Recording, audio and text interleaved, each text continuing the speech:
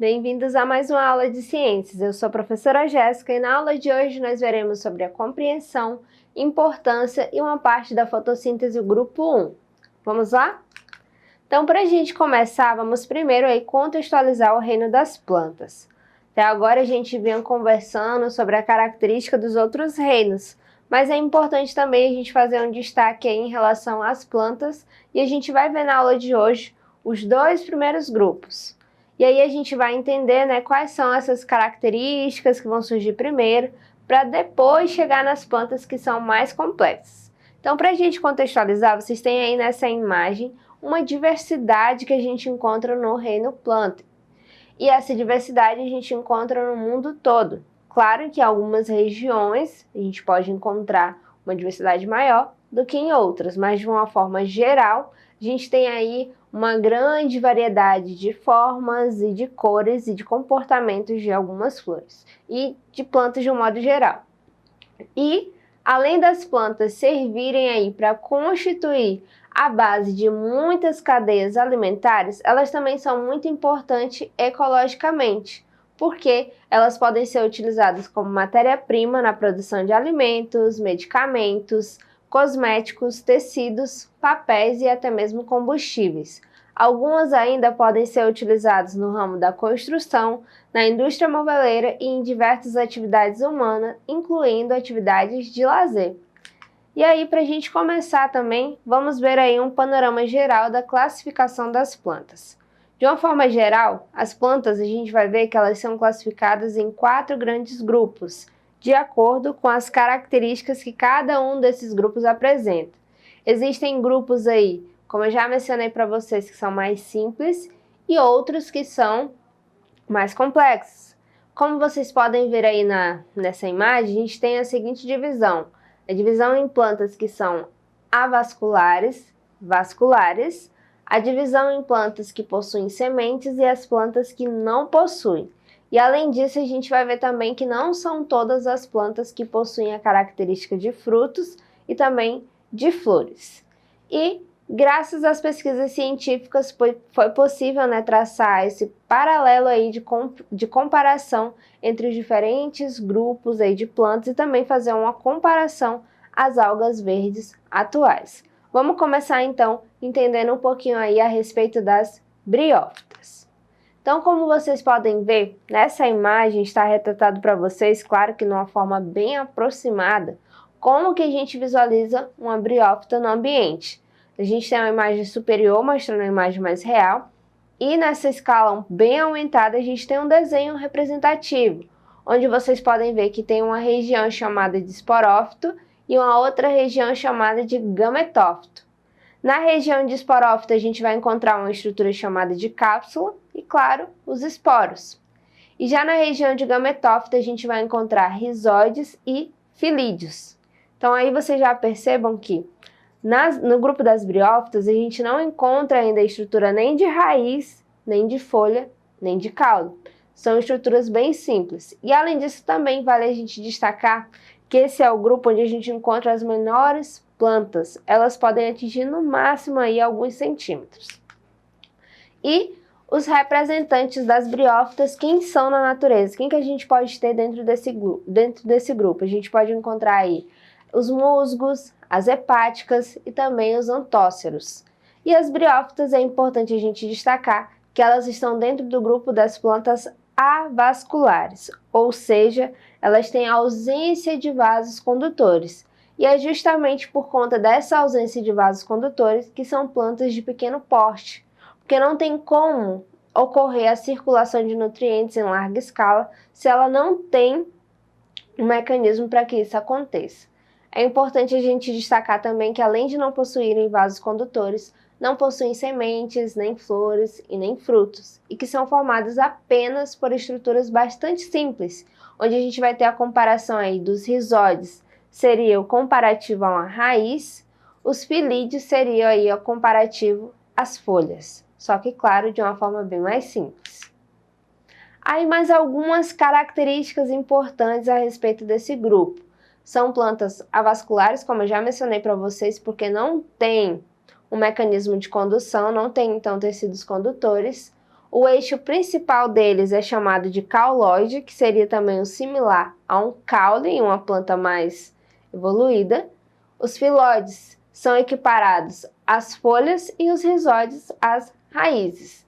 Nas briófitas também vale a gente destacar que no processo de reprodução a gente tem o que a gente chama de alternância de gerações, ou seja, a gente tem uma fase para formar somente gametas e tem uma fase para formar somente os esporos.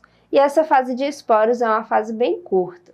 E a reprodução das briófitas, ela pode acontecer ou de maneira sexuada ou de maneira assexuada.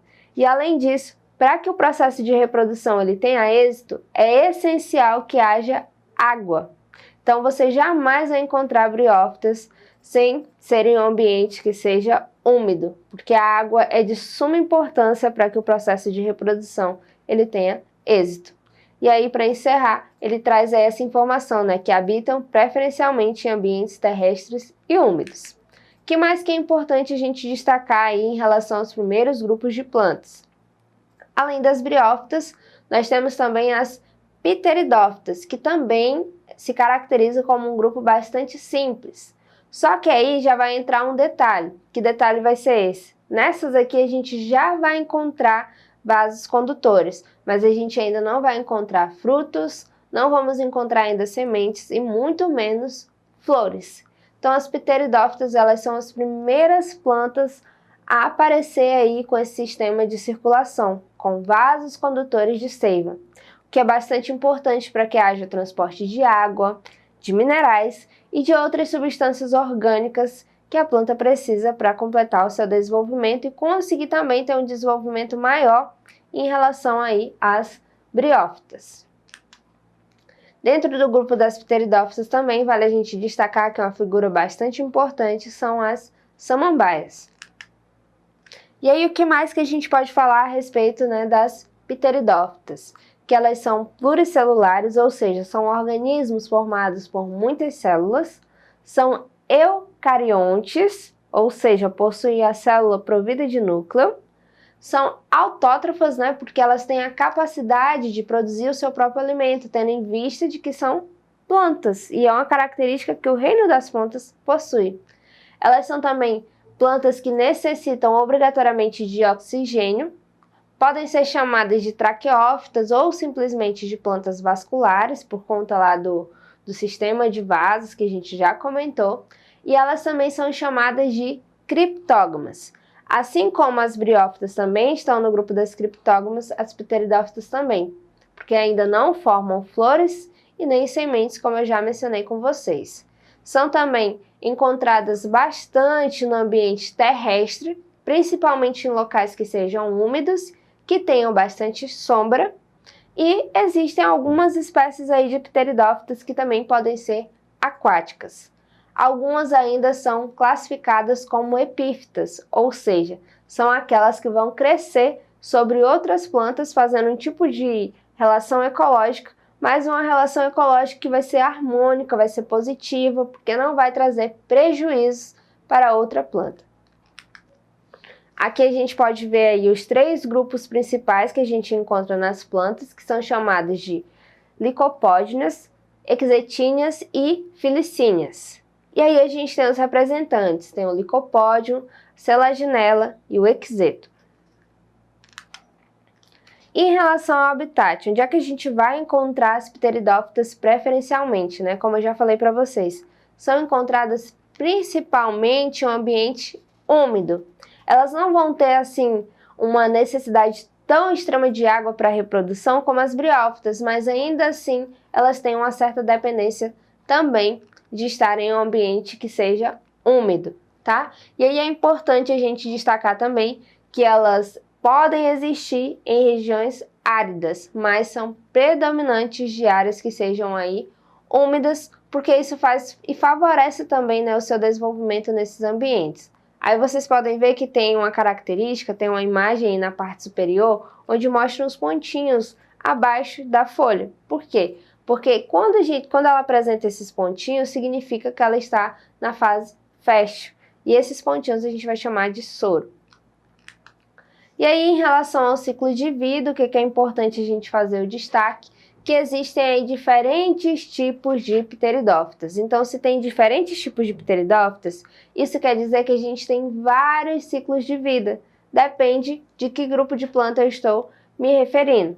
E aí a gente tem uma samambaia homosporada, que é uma planta bastante característica das plantas vasculares sem sementes, que ela também vai obedecer aquele ciclo de uma fase de produção de esporos e uma fase de produção de gametas. E qual que é a importância das pteridófitas? As pteridófitas, elas são importantes economicamente e ecologicamente. Elas são organismos produtores, porque elas fabricam o seu próprio alimento, e além disso são base, de algumas cadeias alimentares, porque serve de alimento para muitos outros níveis tróficos. E é importante a gente destacar também que elas formaram aí as primeiras florestas que posteriormente viraram carvão, sendo esse produto de um alto valor econômico. E para a gente fechar a nossa aula de hoje, fazer uma recapitulação geral do que a gente viu de informação acerca dessa aula, a gente tem aí o nosso exercitando. Na nossa primeira questão nós temos o seguinte: os vegetais 1 e 2 são abundantes em regiões chuvosas ou que se caracterizam por alto teor de umidade, como as matas.